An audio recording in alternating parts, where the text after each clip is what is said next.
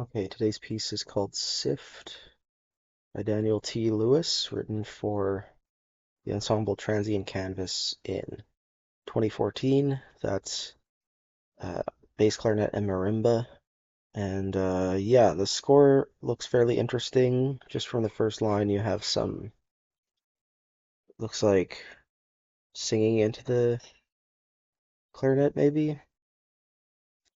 It's hard to say because there's no front matter on this score, but a lot of these scores, we've been looking at a bunch of things that were written for Transient Canvas. Yeah, have the suspicion that there are versions of these scores with title pages and performance notes and all that, but um, as they go through different revisions, maybe the composers neglect to include that in more recent versions, right? So it's like the final thing that the ensemble is working with, um, not necessarily the thing that the composer intends to publish and give to the public view.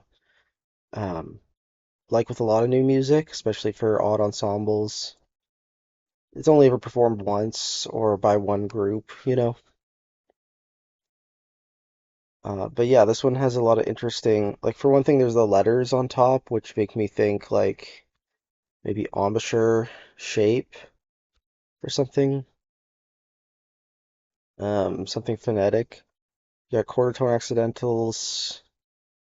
In the marimba, you have like a mix of like single note rolls and then normally played notes, but also there's muted notes, which is what I think the plus is indicating. Um, and yeah, everything is very quiet. So compared to the other scores we've looked at for Transient Canvas, this looks um, more timbral, maybe a bit more experimental. So in that sense, I'm a little bit more interested in it.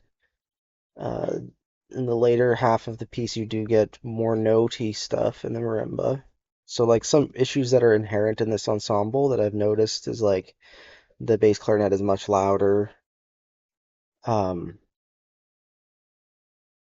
the upper like the timbrely they're able to blend really well, but like the dynamics are totally off kind of thing. And also the mode of performing is very different, right? So like when players are notoriously uh, and vocalists are notoriously bad at performing rhythms because the uh, the like mode of articulation and note production is so subtle that it's actually very hard to be rhythmic about it if you don't have experience on other instruments. Whereas like marimba, it's very clear where the note lands because you're just like hitting a thing. So the gesture is gigantic versus a very subtle uh, bodily gesture, right? See what I can find about this composer. Okay, they have a SoundCloud, it looks like, based in Chicago. Here's their website. I don't know why this wasn't, I guess it wasn't in the Google search page because it's not operational yet, but young composer compared to some of the other ones we've been looking at. 1986. Now based in Boston, I guess, or was based in Boston when composing this piece. Um, Masters from Boston Conservatory in 2012. 2 years later, wrote this for Transient Canvas, who's based in Boston. Nice list here of ensembles he's written for. Winner of the Boston Microtonal Society 2014 call for scores. Um, Performs with this group called Rested Field, which is a experimental improv trio, along with Chuck Furlong clarinet and Clifton Ingram guitar. What does he play though? He's a percussionist. Okay. Yeah, similar. Like he plays in a group that has a similar instrumentation to Transient Canvas, self-published through Next Arts, development director of Equilibrium Concert Series. which is a Boston local concert series. So yeah, I think although I didn't go through everything, this bio kind of explains their connection to Transient Canvas, why they would be a good person to commission. Maybe if I look at their LinkedIn, I can find more background.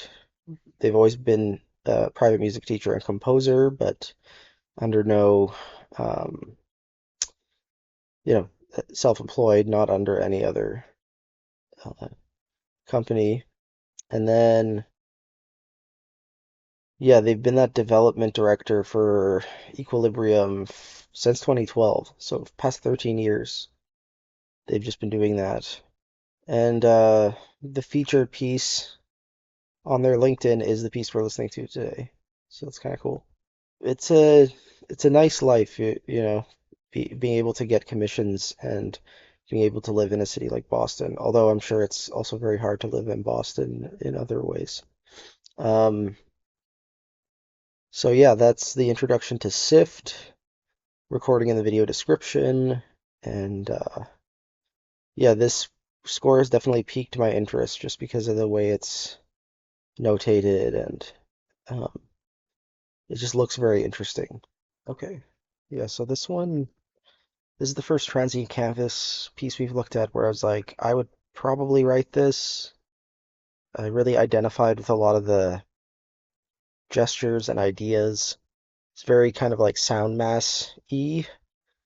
Um, I would say it's actually pretty spectral. Like, especially there's this moment where the composer introduces the higher register of the clarinet, right? And it's like, for the longest time we've been focusing on this unison, but then you get a major third, the lower octave, and I think the note that falls in between them, an octave up, right?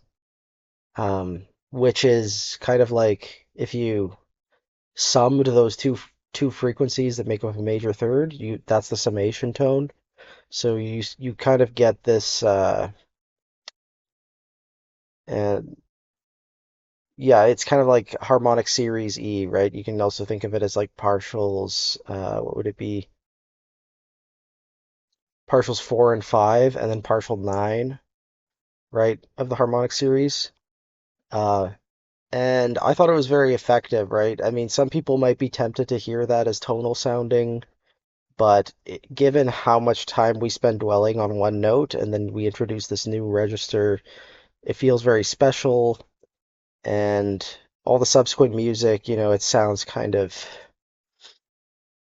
like Daniel seems to be doing a very good job of adding energy, infusing like uh, climactic stuff into the later sections without it feeling like there's a chord progression of any kind. It's kind of all just like one big sound mass, and I think that's a very special skill.